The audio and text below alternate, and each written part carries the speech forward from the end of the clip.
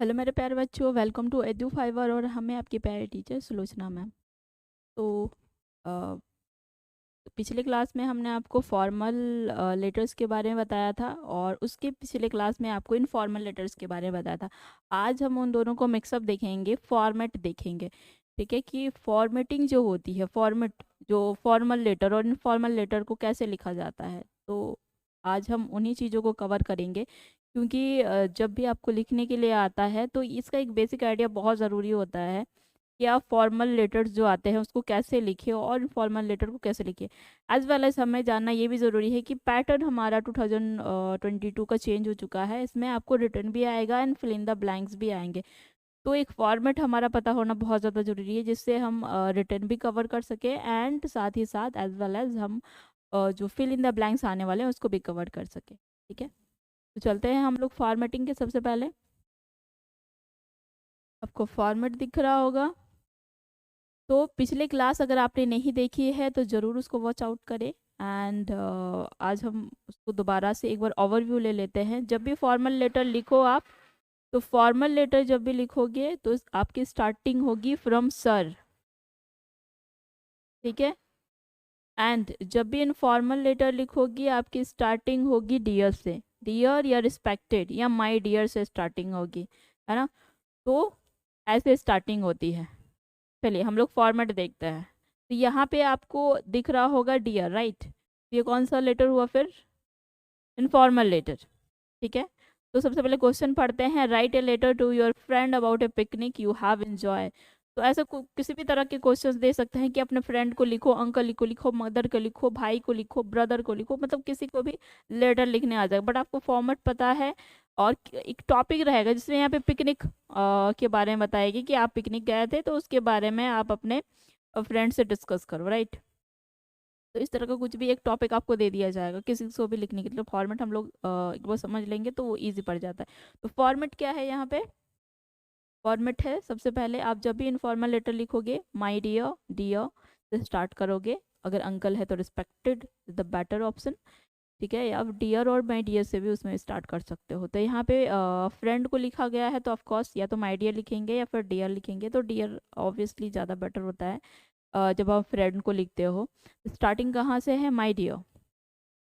ठीक है, स्टार्टिंग कहाँ से है? माय डियर से स्टार्ट है या फिर डियर से स्टार्ट है। एंड पिकनिक के बारे में बोल रहा है। तो देखो यहाँ पे जब भी आप लेटर लिखोगे तो आपको एज वेल एज ये तो आपको देखना ही है कि स्टार्टिंग कहाँ से करें। एंड साथ में साथ आपको देखना है कि आप अपना एड्रेस वहाँ पे ज़रूर डालोगे। ठीक है, तो यहाँ पे आप दोनों ही साइड में एड्रेस डाल सकते हो। एड्रेस एंड जो डेट होता है डाल सकते हो। इसकी कोई बेसिक अभी फॉर्मेट सी है नहीं कि आपको इसी साइड में डालनी है। अगर इधर भी डालते हो एंड उधर भी डालते हो तो दोनों ही साइड में आपका करेक्ट रहता है। ठीक है, ऐसी कोई बेसिक कोई रिक्वायरमेंट नहीं है कि इसी साइड में डालनी है या उसी साइड में डालनी है। हाँ, बट जब आप फॉर्मल लेटर लिखो तो ज़्यादातर चांसेस रहते हैं कि आप इधर ही डालो, पर उधर भी डालोगे तो वो गलत नहीं होगा। फॉर्मल लेटर की बात कर रहे हैं, बट इन फॉर्मल लेटर में आप दोनों साइड में डाल सकते हो। ठीक है, और इन चलो अब आगे बढ़ते हैं। तो अपना एड्रेस दे देना जो भी रहेगा एंड मेक श्योर कि आप वहाँ पे आप अपना डेट भी डालो, किस डेट में वो आप लिख रहे हो। ठीक है, तो अपना एड्रेस देने वाले हो, जस्ट उसके डाउन में आप अपना डेट लिखोगे एंड स्टार्टिंग करोगे। जैसे कि इसने कहा है पिकनिक के बारे में, तो स्टार्टिंग कैसे करेंगे? सबसे पहले लिखा जाता है, यहाँ पे है नहीं, बट सबसे पहले आप अपनी बात बताओ कि I am good here and hope so you will be good at your home. ठीक है, अपने घर में आप तुम अच्छी होंगे। ठीक है, ये थोड़ा बताना होता है कैजुअल में। अदरवाइज नहीं भी बताते हो तो ठीक है, कोई बात नहीं, बट वो बताना ज़्यादा फॉर्मेट अच्छा रहता है। चलिए स्टार्ट करते हैं। स्टार्ट कैसे करना है? Last Sunday some of my friend decided to enjoy picnic at John fall. तो लास्ट जो संडे था उसमें हम दोस्तों ने मिलकर क्या डिसाइड किया? पिकनिक पे जाएंगे। Everyone was in jolly mood to enjoy this picnic, तो ज़रूरी नहीं है यहाँ पे जो वर्ड आप डाला हुआ है आप भी सेम वर्ड डालो। आपको बस माइंड में वो पूरा एक बना लेना है, फॉर्मेट बना लेना है कि जगह अगर आप पिकनिक पे जा रहे हो तो जिस भी लैंग्वेज में आपको आता है, पहले अपना लैंग्वेज चूज करो जिसमें आप कंफर्टेबल हो, उसमें एक फॉर्मेट बनाओ कि हाँ सबसे पहले हम ये बताएंगे कि हमने इस तारीख को डिसाइड किया, जैसे डिसाइड किया उसकी वजह से मूड कैसा रहा। ठीक है, we started to morning and reach there at 10:30 AM। The day was fair and the sun was shining. तो सबसे पहले आप इस तरह का एक फॉर्मेट बनाओगे कि सबसे पहले क्या लिखना होता है। सबसे पहले आपको अ, जो आप अपना हालचाल बताओगे, फ्रेंड का हालचाल सुनोगे, एंड उसके बाद क्या बताओगे कि जब आपने वो डेट डिसाइड किया कि जब आप पिकनिक के लिए जा रहे हो उसके बाद आप लोगों को कैसा फील हुआ, एंड देन आप बताओगे कि कितने बजे आप लोग पिकनिक प्लेस पे पहुँचे एंड वो दिन कैसा था। फिर आपने क्या क्या किया, खाना बनाया, जैसे यहाँ पे लिखा है first of all we started preparing food, तो वो अपने हिसाब से आप फॉर्मेटिंग कर सकते हो कि इन्होंने सबसे पहले खाना बनाया, आप वहाँ पे जाकर सबसे पहले खाना ना बनाकर कुछ और भी कर सकते हो, तो वो सारे आप चीज़ें लिख सकते हो इसमें। यहाँ क्या है, meanwhile most of us went to enjoy bath under the safe portion of the fall, तो उसके बाद उन्होंने फॉल पे बाथिंग भी की। ठीक है, अगर आप बाथिंग करते हो नहीं करते हो, अगर आप बोटिंग भी करते हो तो वो भी आप इन मेल में लिख सकते हो। The food was ready in about 2 hours, तो खाना बनना स्टार्ट हो गया, उस बीच में आपने क्या क्या किया वो लिखोगे, एंड कितना बजे तक खाना रेडी हो गया। At mid day we felt very hungry. ठीक है, ऑफकोर्स जब पिकनिक पे जाते हैं तो क्या होता है कि वो थोड़ा बहुत लेट आगे पीछे हो जाता है, तो फिर उस बीच आपने क्या किया, कैसा फील हुआ, ये सारे डिस्कस कर सकते हो। Food was serve to everyone, it was very tasty, after having the meal we sang dance and laugh to our heart content. तो जब खाना बन रहा होता है उसी बीच में बहुत सारे प्लेइंग करते हैं हम लोग, डांसिंग या बहुत सारी चीज़ें एक्टिविटीज़ करते हैं, आप उसको इन्वॉल्व कर सकते हो उसमें। And an hour on hilly side, Jonah and took beautiful photograph. We returned back to our home before dusk. It was really a very nice and memorable picnic. उस तो पूरा जब हो जाता है, ठीक है, जब आपने एक्टिविटीज़ कर ली, खाना वाना खा लिया, एट द लास्ट आप कुछ मेमोरेबल पिक्चर्स भी लेते हो, वो भी आप बता सकते हो उसमें जब आप कर रहे होते हो। एंड एट द लास्ट जब पिकनिक की बात करोगे तो ये एक नॉर्मल सेंटेंस है जो सब में आप ऐड कर सकते हो जब भी आप कहीं घूमने के लिए विजिटिंग प्लेस पे जाओ। जरूरी नहीं पिकनिक है, बट किसी भी विजिटिंग प्लेस के बारे में जब आप किसी से डिस्कस कर रहे हो इन ए लेटर, तो आप ये चीज़ लिख सकते हो सब में। It was really a very nice and memorable place लिख सकते हो पिकनिक की जगह पे जहाँ पे भी जा रहे हो, या फिर पिकनिक है तो पिकनिक लिख सकते हो। ठीक है, तो ये सारा फॉर्मेट रहता है, अपने हिसाब से आप वो चीज़ कर सकते हो। यहाँ पे जिस हिसाब से जैसे 10:30 AM लिखा हुआ है, तो आप जिस भी टाइम पे जाओगे वो करना पड़ेगा। और अगर ये सवाल आ रहा है कि मैम मुझे तो बिल्कुल भी कुछ नहीं आता है, कैसे, यहाँ पे तो ट्रांसलेट किया हुआ है, हम कैसे समझे कि कौन सा क्या ट्रांसलेट करें। ठीक है, तो उसमें क्या करना है, उसमें सिर्फ एक ही सॉल्यूशन है, क्योंकि इस वक्त आपको ट्रांसलेट पढ़ा के पूरा का पूरा कॉन्सेप्ट बता के फिर लेटर सिखाना लेट हो जाएगा। तो हरी अप में क्विकली जो सॉल्यूशन है वो है प्रैक्टिस। ज़्यादा से ज़्यादा आप लेटर्स को प्रैक्टिस करो, ज़्यादा से ज़्यादा लेटर को रिटर्न करो, उसको समझो अपने लैंग्वेज में। इतना तो आपको ट्रांसलेट आता ही होगा, क्योंकि बिकॉज आप 10th में हो, तो थोड़ा बहुत ट्रांसलेट आता होगा, तो थोड़े बहुत तो समझने की आपको कोशिश करनी होगी खुद अपने लैंग्वेज में, और बाकी आपका हार्ड लेवल है। ठीक है, तो प्रैक्टिस के ऊपर है अगर क्विकली आपको रिजल्ट चाहिए तो। एंड अदरवाइज कुछ चीज़ें जो कॉमन है वो डियर से स्टार्ट करोगे। आपका वो एड्रेस आप दोनों साइड में दे सकते हो, किसी भी साइड में डेट रहेगा। एंड लास्ट जो कॉमन है वो ये है,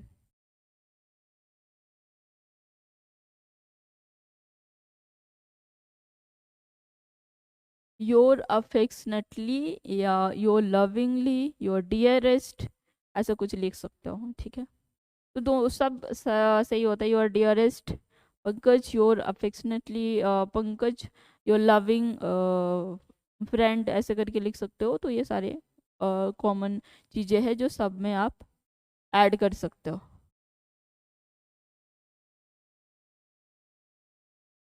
तो ये होता है इनफॉर्मल लेटर का फॉर्मेट। और इसका अगर आपको समझ में नहीं आ रहा है कि ट्रांसलेट कैसे करें, तो इसका सॉल्यूशन, क्विक सॉल्यूशन यही है कि you have to practise more and more letters. इसके अलावा कोई इसका कोई शॉर्टकट नहीं है। अगर आपको आता है ट्रांसलेट तो फिर इजी है। फॉर्मेट हमने बता दिया कहाँ से स्टार्ट करोगे, एट द लास्ट टर्म को क्या लिखना है, एंड अब दोनों साइड में एड्रेस लिख सकते हो। बीच वाला जो पोर्शन रहेगा वो अकॉर्डिंग टू क्वेश्चंस रहेगा। अगर ट्रांसलेट आता है तो फिर इजी है। स्टार्टिंग आप अपने बारे में और उसके बारे में जान के करोगे, और जिसको ट्रांसलेट में प्रॉब्लम है उसका सोल्यूशन मैंने बता दिया। रिवीजन ही उसका एकमात्र सोल्यूशन है। ठीक है, चलिए हम लोग ये होता है रिटन लिखने का। ये तो आपको बुक से मिल जाएगा, पर अभी जो पैटर्न चेंज हुआ है उस पैटर्न को देख लेते हैं। देखो, पैटर्न ऐसे चेंज हुआ है। पैटर्न चेंज होने का सेंस है कि आपको फॉर्मेट अगर आता है, ठीक है, अगर नॉलेज नहीं है तो फॉर्मेट को नहीं बना पाओगे। ये जो फॉर्मेट है ये तभी बनेगा जब आपको नॉलेज होगी कैसे लिखी जाती है। तो यहाँ पे माई डियर से स्टार्ट है, तो आपको आइडिया लग गया होगा कि ये इनफॉर्मल लेटर है। ठीक है, तो इनफॉर्मल लेटर को लिखने का अगर आपको आइडिया नहीं है कि कैसा लिखा जाता है, तो आप फिल इन द ब्लैंक्स नहीं बना पाओगे। ये वैसा ही है जैसे कोई एक चैप्टर रहता है बुक का, टेक्स्ट बुक है, और उससे रिलेटेड जब एमसीक्यू दिया जाता है, तो एमसीक्यू तभी बनता है जब आपको स्टोरी अच्छे से पता होती है। तो वैसे ही है कि ये लेटर्स आप तभी फिल कर पाओगे जब आपको पता होगा कि इसके बाद क्या लिखा जाता है इन फॉर्मल या इनफॉर्मल लेटर्स में। तो यहाँ पे माय डियर राकेश से पहले क्वेश्चन हम लोग देख लेते। क्वेश्चन क्या है? चूज, ऊपर में नहीं लिखा रहता है इसमें क्योंकि आपको चूज करना होता है। चलिए ठीक है, देख लेते हैं। My dear Rakesh, congratulation your grand. बस यहाँ पे समझ में नहीं आ रहा है क्या है ग्रैंड में, तो हम लोग आगे पढ़ेंगे। In class 10 examination I was really glad to dash your name in the merit list. ठीक है, उसके बाद क्या है? You have proved your worth, you deserve it really, God helps those dash help themselves. You have brought fame of your family and your parent. We dash all proud of your great success. Bundle congratulations with best wishes in your sincerely Raj. तो ये जब लिखा जाता है, ये sincerely लिखा गया है का मतलब है कि कोई बड़ा, जैसे अंकल हो गए या फिर आपके कोई बड़े भाई हो गए, ठीक है, या फिर ऐसे मतलब ऐसे पर्सन जो आपको ब्लेसिंग दे सकता है, वैसे पर्सन ऐसे लिखते हैं योर सिंसियरली वाला जो वर्ड है। ठीक है, अब हम लोग सबसे पहले जब इस तरह का फिल इन द ब्लैंक्स आए तो पूरा आप पढ़ लो। तो हमने पढ़ लिया। तो यहाँ पे बात हो रही है क्या, कोई एक किसी ने अच्छा रिजल्ट किया है उस पे, तो कॉन्ग्रेचुलेशन क्या है? Congratulation on your grand dash in class 10, grand success. ठीक है, यहाँ पे पहले में क्या आ जाएगा? Grand success in class 10। तो आपको इतना टेंशन लेने की जरूरत नहीं है कि मिस मुझे तो समझ में नहीं आएगा वहाँ पे क्या करेंगे। तो क्या करेंगे वहाँ पे? नथिंग टू वरी, बिकॉज वहाँ पे आपके ऑप्शंस रहेंगे। 4 ऑप्शंस रहेंगे, आपको 4 में से चूज करना है। तो वो इजी पड़ जाता है, आपको थोड़ा बहुत आइडिया पड़ जाएगा ना, तो वहाँ पे चूज करना इजी पड़ जाता है। ठीक है, ग्लैड टू क्या क्या? Glad to hear, glad to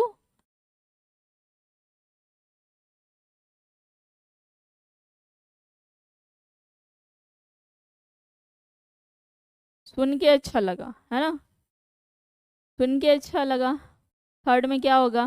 rally God help दज हु हेल्प देमसेल्फ, जो यहाँ पे हु, जो भगवान उसकी जरूर हेल्प करते हैं जो अपनी मदद खुद करते हैं।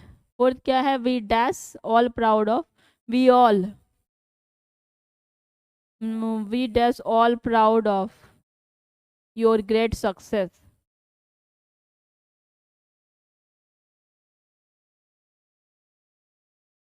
तो यहाँ पे ऑप्शन रहेगा, उसके हिसाब से टिक लग कर लेंगे, ठीक है। और वहाँ पे कुछ डिटेक्ट नहीं हो रहा है। बंडल ऑफ कॉन्ग्रेचुलेशन, बहुत सारा एक कॉन्ग्रेचुलेशन आपको दे रहे हैं, ठीक है। तो इस फॉर्मेट में ज़्यादा सोचने समझने की ज़रूरत नहीं है, बस इतना आपको फॉर्मेट अगर याद रहेगा, ऑप्शंस रहेंगे, बस आपको समझ के टिक करना है, ठीक है। तो इसमें ज़्यादा आपको स्ट्रेस लेने वाली बात नहीं है कि खुद से सोचना है।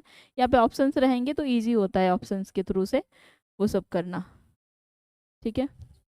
तो यहाँ तक तो आपको इनफॉर्मल लेटर समझ में आ गया होगा, स्टार्टिंग समझ में आ गया होगा, और फिल इन द ब्लैंक्स कैसे आते हैं ये भी समझ में आ गया होगा। हम लोग फॉर्मल्स पे आते हैं। तो फॉर्मल इनफॉर्मल से थोड़ा डिफरेंट होता है, क्योंकि ऑफिशियल लेटर्स होते हैं ये। टीचर्स को लिखा जा सकता है, प्रिंसिपल को लिखा जा सकता है, पोस्ट ऑफिस में लिखा जाता है, एंड एज वेल एज जो भी अधिकारी हम लोग को लिखते हैं उनको लिखा जाता है। तो यहाँ पे जब भी स्टार्टिंग होगा तो यहाँ पर ज़्यादातर जो हमने बताया था कि आपका एड्रेस या डेट ज़्यादातर इधर ही रहता है, ठीक है। इधर भी अगर लिखते हो तो इधर गलत नहीं होगा, बट बेसिकली उधर लिखना ज़्यादा वैलिड माना जाता है। स्टार्टिंग जैसे यहाँ पे आपको देखना है कि क्या है।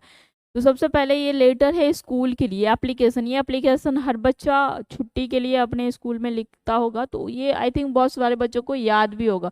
पर एक फॉर्मेट देख लेते हैं कि फॉर्मेट कैसे होता है। टू से स्टार्ट किया जाता है, जो भी अधिकारी है उसका नाम लिखोगे आप। तो प्रिंसिपल होते थे तो प्रिंसिपल का नाम लिखते थे, है ना। तो आई थिंक बहुत सारों को याद होगा, बट हम लोग फॉर्मेट एक बार चेक करेंगे। स्कूल का नाम और जगह का नाम साथ में लिखा जाता है कोमा के बाद, एंड आफ्टर दैट सब्जेक्ट लिखा जाता है। जब भी आप अधिकारी को लिखोगे एक सब्जेक्ट जरूर वहाँ पे आइडेंटिफाई करोगे कि किस मैटर पे हो रहा है, क्योंकि उसको पढ़ने से पहले ही पता हो जाना चाहिए कि वो जो लेटर आया है वो किस रिगार्डिंग है। तो एक सब्जेक्ट होना चाहिए। पर जब भी आप स्टार्ट करोगे सर से स्टार्ट करोगे, ठीक है। अगर सर हैं तो सर, अगर कोई मिस है या मैम है तो मैडम करके स्टार्ट करोगे, या मिस है तो मिस करके स्टार्ट करोगे। मेक बुक्स अवेलेबल को लेकर है, बुक लाइब्रेरी में चाहिए तो उसको लेकर, ठीक है। तो our school has a glorious past, it has great important in providing us the study material and the reference book.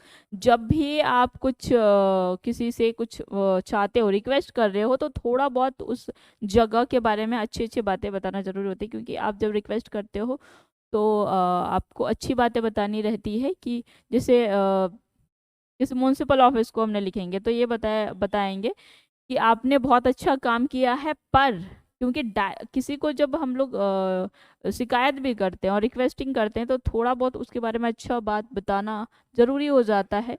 इससे क्या होता है कि सामने वाले को डायरेक्ट ये नहीं लगता है कि ये डायरेक्ट बोल रहा है, ठीक है।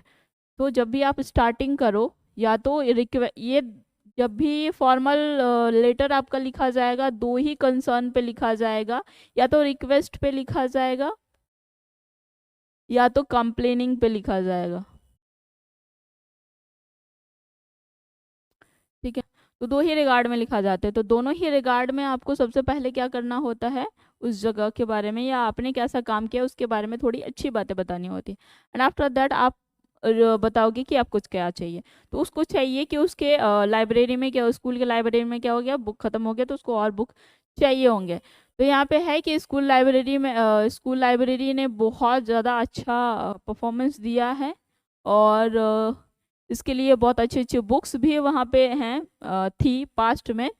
अनफॉर्चुनेटली, बट अब क्या है, दुर्भाग्यवश क्या है, it is under going great deterioration. Most of the books are out of date. The syllabus has changed, but most of the book are based on the old syllabus. Many passage reference books are a term, but so step are being taken to stop it. तो जो books थे वो obviously पिछले सालों में अच्छा कर रहे थे, बट अभी क्या हुआ है, पैटर्न चेंज हो गया। जैसे कि अभी आप लोग का भी स्कूल का जो था बुक्स थे वो पैटर्न चेंज हो गए हैं। तो अभी अगर हम लोग पुराने ही पैटर्न को फॉलो करते हैं तो फिर आप लोग अच्छा परफॉर्मेंस नहीं दे पाओगे, ग्लोरियस परफॉर्मेंस नहीं हो पाएगी। तो फिर इस चीज़ को कवर करने के लिए क्या करना पड़ेगा, मॉडर्न टाइम के साथ जो चेंजेस हुए हैं उसके साथ आपको क्या करना पड़ेगा, उसके साथ आपको नए बुक्स लेने पड़ेंगे, नए तरह की चीज़ें सीखनी पड़ेंगी। तो यहीं पर वही प्रॉब्लम्स यहाँ पे डिस्कस की गई है कि सर ये सारी प्रॉब्लम्स है, तो kindly look into the matter and make latest books. क्या करिए, आप नए बुक ले आइए और इसको देखिए कि पुराने बुक्स जो सिलेबस आउट ऑफ सिलेबस हो चुके हैं उनको हटा दीजिए और नए बुक्स ले आइए। ठीक है।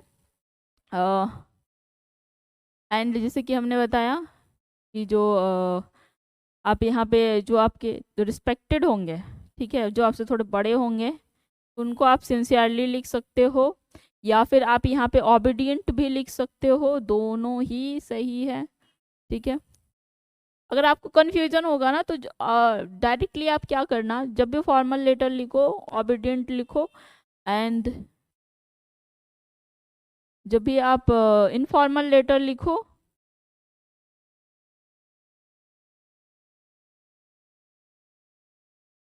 अ, एक मिनट, यहाँ पे था अफेक्शनली नहीं, सिंसियरली यहाँ पे नहीं है, वेट,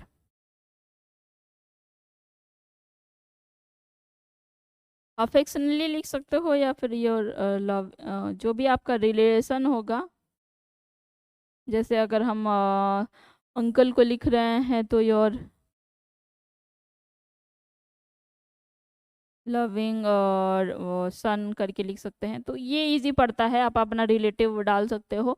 और ये सब समझ में नहीं आया कि सिंसियरली कहाँ पे लिखे, किस में क्या लिखे, तो सीधा सीधा आपको क्या करना है, आपको बस ओबीडियंट डालना है। ठीक है। हाँ, बट आप ओबीडियंट वहाँ पे नहीं डाल सकते हो जहाँ पे आप म्यूनसिपल या पोस्ट ऑफिस में लिखोगे, वहाँ पे आप ये वर्ड डालोगे। जब आप किसी ऑफिसर को डाल रहे हो तो आप ये डालोगे,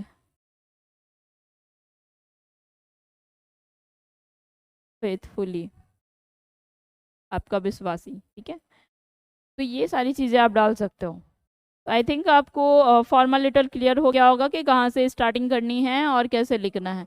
बीच वाला फॉर्मेट यहाँ पे छोटा हो सकता है, अदरवाइज आप स्टार्टिंग में थोड़ी बहुत तारीफ करोगे, उसके बाद ज़्यादा बिना इधर उधर किए अपनी बात रखोगे, एंड एट द लास्ट आप बोलोगे, रिक्वेस्ट करोगे कि ये इसको ठीक किया जाए। ठीक है। चलिए अब फॉर्मेट पे आ जाते हैं। तो सेम आपको अगर फॉर्मल लेटर का फॉर्मेट पता होगा तो आप क्या करोगे, आपको फॉर्मेट पता है तो आपको पता होगा कि स्टार्टिंग टू से होता है, बस वो हमें पता है। हम लोग जब भी किसी भी fill in the blanks letters के पढ़ेंगे तो सबसे पहले हम लोग पूरा का पूरा जो लेटर है उसको पढ़ लेंगे। तो पूरा लेटर क्या है, प्रिंसिपल को लिखा गया है, और इसमें कभी भी आपको मेंशन नहीं होगा कि किस तरह का और क्यों लिखा गया है, वो आपको खुद आइडेंटिफाई करना, क्योंकि बता देंगे तो fill in the blanks easy पड़ जाएगा। इतना इजी तो नहीं देने वाले हैं, है ना।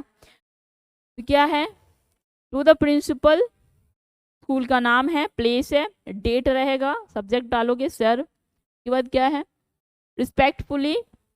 यहाँ पे आप जब भी लिखोगे तो या तो रिस्पेक्टफुली से, वेट अ मिनट, तो या तो रिस्पेक्टफुली भी स्टार्ट कर सकते हो या फिर I beg to say that.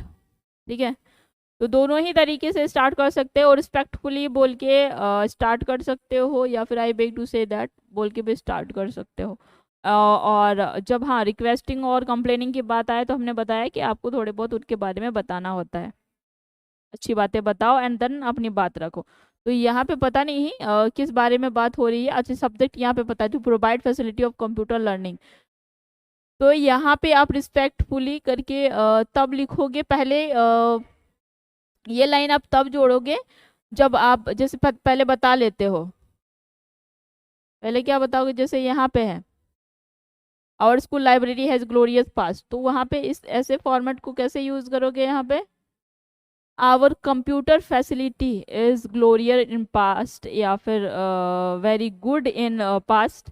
उसके बाद जैसे यहाँ पे है it has great important to providing a study material and books, जो उसके लेवल में था, इसमें क्या आ जाएगा?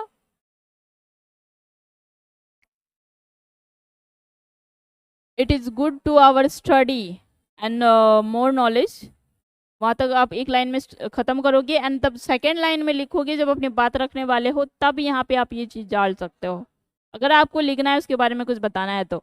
अगर नहीं बताते हो तो भी कोई बात नहीं है, ठीक है। अगर बताते हो लिख तो वो अच्छा रहता है कि आप बता रहे हो कि कंप्यूटर पहले था या फिर नहीं है, या अगर नहीं है बिल्कुल भी नहीं है, ठीक है, चेंज करवाने की बात कर रहे हो तो वो डालेंगे, उनके बारे में थोड़ी अच्छी बातें डालेंगे। अगर बिल्कुल भी नहीं है, नया स्कूल में लाने की कोशिश कर रहे हैं कि कंप्यूटर में है नहीं फैसिलिटी स्कूल में और उसको लाना है, देन वो पास्ट वाला नहीं लिखेंगे, पास्ट वाले लिखने की ज़रूरत नहीं है।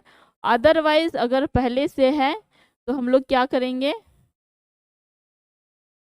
थोड़ी बातें बताएंगे और वो खराबी हो चुकी है उसको चेंज करने की कोशिश करनी है वो बताएंगे। यहाँ पे वैसा कुछ है नहीं, यहाँ पे सीधी सीधी बात है कि है नहीं, उसको कंप्यूटर जो लर्निंग होता है वो स्कूल में लाना है, ठीक है। तो उसके रिगार्डिंग में रिक्वेस्ट करना है, तो रिस्पेक्टफुली से स्टार्ट करते हैं, या फिर I beg to say that I like to bring to that kind of notice that the school dash at present no facility for learning computer, many small school have such facility, we dash lag behind in our career if we dash not learn computer now, therefore I therefore request you to introduce computer learning facility in school, let our school computer off with time and thanking you हम लोग last में बोलते हैं। Thanking you formal letter में बोलना ही ज़रूरी होता है, ये फॉर्मल लेटर के बेसिक रूल्स होते हैं, बेसिक फॉर्मेट होते हैं, ठीक है। तो अब हम लोग पूरा जब पढ़ लेते हैं, अब हम आइडेंटिफाई करेंगे कि क्या लिखना है। तो यहाँ पे आप, जैसे कि हमने बताया कि यहाँ पे ज़्यादा सोचने की ज़रूरत नहीं है, आपके पास ऑप्शंस रहेंगे। तो यहाँ पे सबसे पहले वो होगा कि मैं बोलना चाहता हूँ कि, तो bring I would like to bring to this kind your kind, यहाँ पे क्या होगा, your kind notice that the school, यहाँ पे ऑप्शंस रहेंगे, school dash at present develop, लिख सकते हैं यहाँ पे develop at present no facility for learning, यहाँ पे डेवलप लिख सकते हैं या फिर कुछ और भी डाल सकते हैं, स्कूल, जो भी ऑप्शन रहेगा उसको देख के कर लेंगे, ठीक है। बट यहाँ पे पूरी पूरी बात है कि स्कूल में प्रेजेंट में भी कंप्यूटर नहीं है, उसकी बात हो रही है। No facility for learning computer, many small school have such facility, we have lag behind in our career,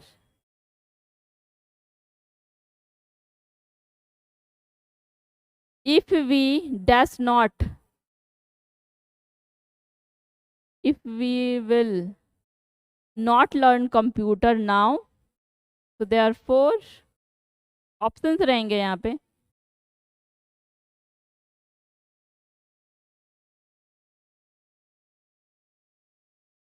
we are leg behind. तो ऑप्शंस रहेंगे तो उसमें ज़्यादा सोचने की ज़रूरत नहीं है, बट हम यहाँ पे पता है तो ये पैटर्न हम दे रहे हैं। तो वहाँ पे आपको ज़्यादा सोचने की ज़रूरत नहीं है, वहाँ पे जैसे कि हमने बताया ए बी और सी डी के हिसाब से आपके पास ऑप्शंस रहेंगे, आपको बस फॉर्मेट समझना है और बस उसमें टिक लगाना है। और इसमें और ज़्यादा आपको डीपली जैसे पता नहीं चलेगी कैसे मैम हम कैसे पता करें कि इसमें यही लगेगा, तो हमने बताया इसके लिए कोई ट्रिक नहीं, बस एक ही हार्ड वर्क है, आपको मोर एंड मोर प्रैक्टिस करनी पड़ेगी अपने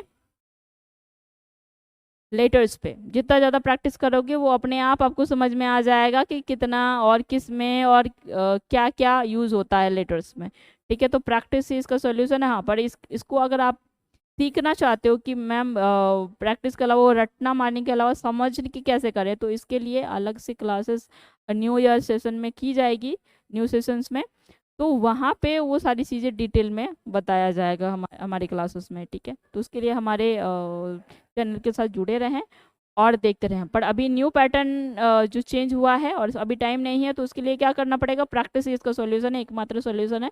तो होप सो आपको समझ में आ गया होगा फॉर्मल और इनफॉर्मल लेटर का पैटर्न और इसके दो तरीके। रिटर्न में भी आएगा आपको और फिल इन द ब्लैंक्स में। Fill in the blanks easy पड़ता है अगर आपको पैटर्न समझ में आ गया तो होप सो आपको समझ में आ गया होगा सारा चीज़।